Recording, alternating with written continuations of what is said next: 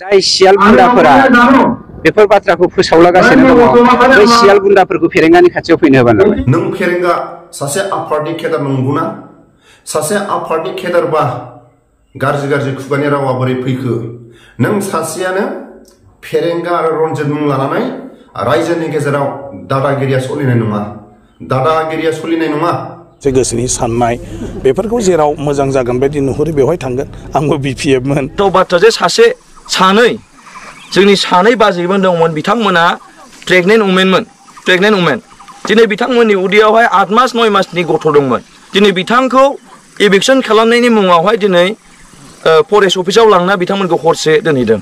दाथ' फिसा मावथि दं माखासे जायफ्रा गोदो गोदायनिफ्राय माने हाग्रामा महिलारि बिथांजों थानानै मावबोदों आरो बिथांमोननि जिउआव हाग्रामा महिलारि बिथाङा गोबां सहाय खालामदों, मदद खालामदों। बे हिसाबै व्यक्ति हिसाबै बिथांमोना हाग्रामा महिलारिजों जेब्लायबो गसंथादों आरो बे नेचारेल मानसिया जाय गावखौ अनो बिनि प्रति मोनसे सेम्पेथि थायो। गतिके बेफोरबायदि माखासे मानसिया मोनसे कर्तब्य हिसाबै बिपिएफआव थानानै खामानि मावगासिनो दं।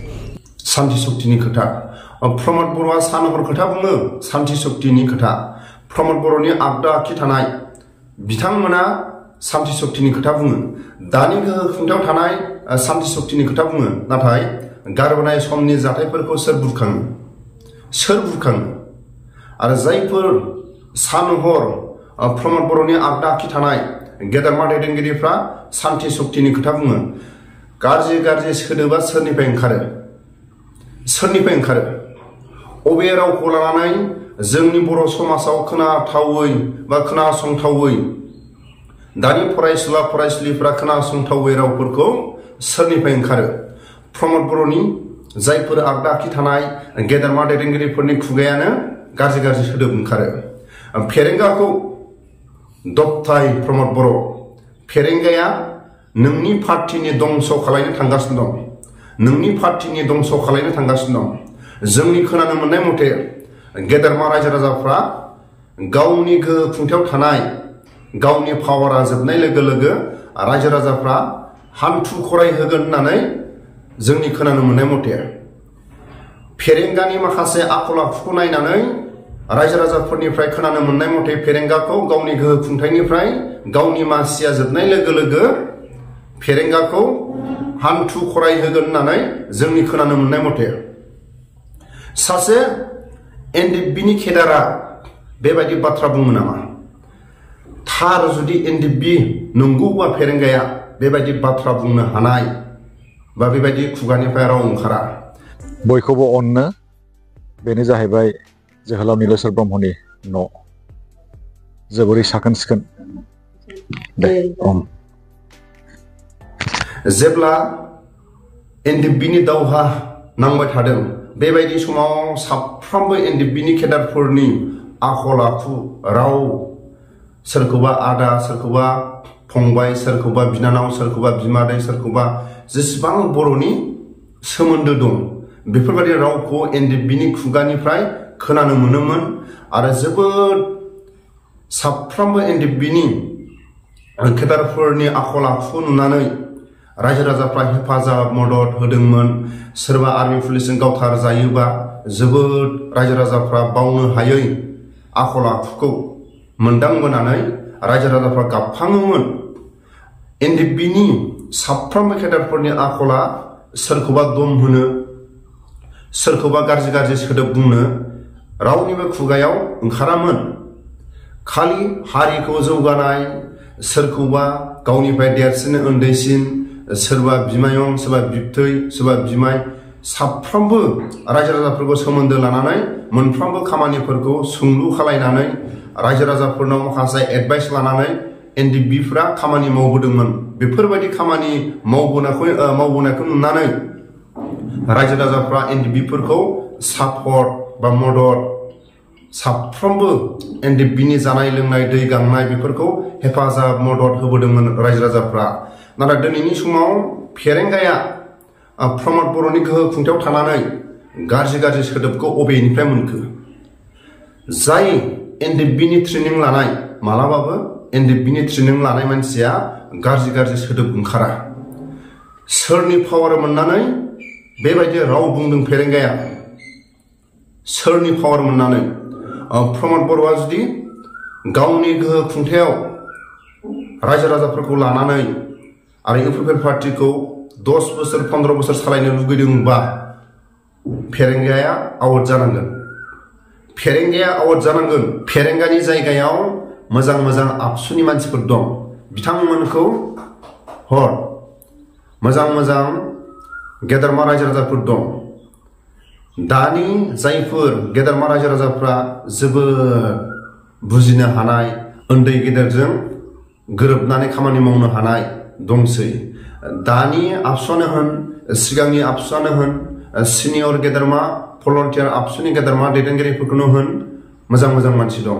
फेरेंगा बायदि जुदि बेबायदि गाज्रि गाज्रि खुगायाव सोदोब ओंखारग्रा मानसिखौ प्रमद बर'आ दोनबाय थायोबा इउपिपिएलआ दंस जानो थांगासिनो दं। बिनि थाखायनो आं खावलायो प्रमद बर'खौ, प्रमद बर'आ गावनि गोहो खुंथायखौ लानानै रायजो राजाफोरजों गोरोबनानै खामानि मावनोबा फेरेंगा बायदिखौ आउट खालायनांगोन। फेरेंगा बायदिखौ आउट खालायनांगोन। फेरेंगा बायदि जुदि थायोबा इउपिपिएलआ दंस जानो थांगासिनो दं। आरो जोंनि खोनानो मोननाय मथे गावनि गोहो खुंथाया जोबनाय लोगो लोगो, गावनि पावारा जोबनाय लोगो लोगो रायजो राजाफ्रा फेरेंगाखौ रायजोनि सासन बादि हान्थु खरायहोगोन होननानै जोंनि खोनानो मोननाय मथे। इटाथ' बयबो एखे, राजनितिया राजनितियानो।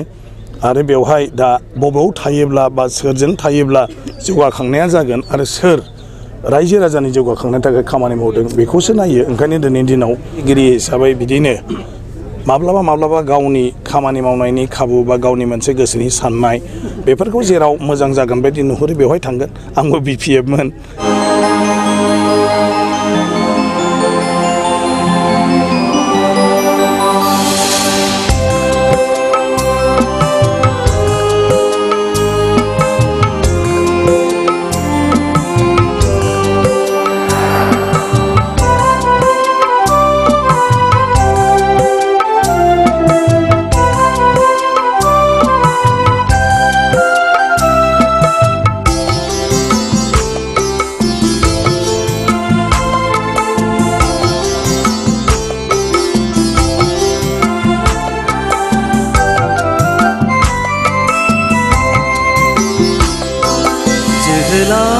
नोंसोर मुंख्लं जानांबा,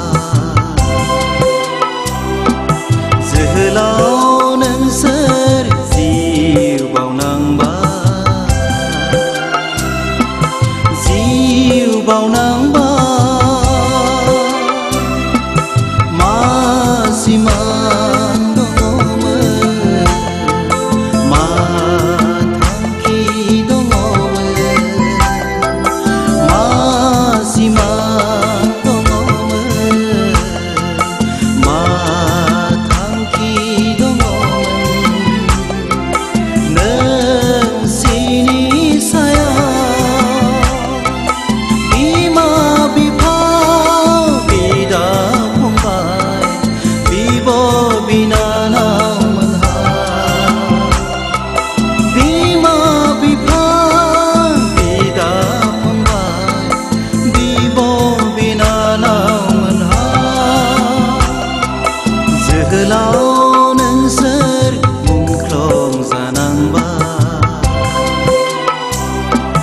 जोहोलाव नोंसोर जिउ बावनांबा, जिउ बावनांबा।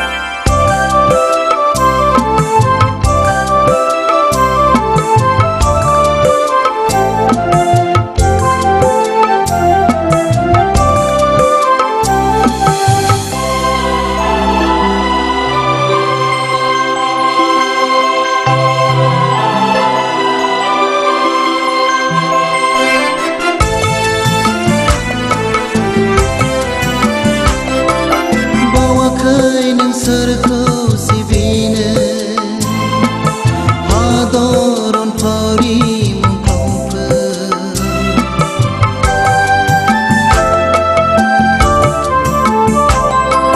बावाखै नोंसोरखौ अनसायनो उदांस्रि हास्थायग्रा मुंख्लंफोर नेवसियाखै नोंसोरखौ दाबो जों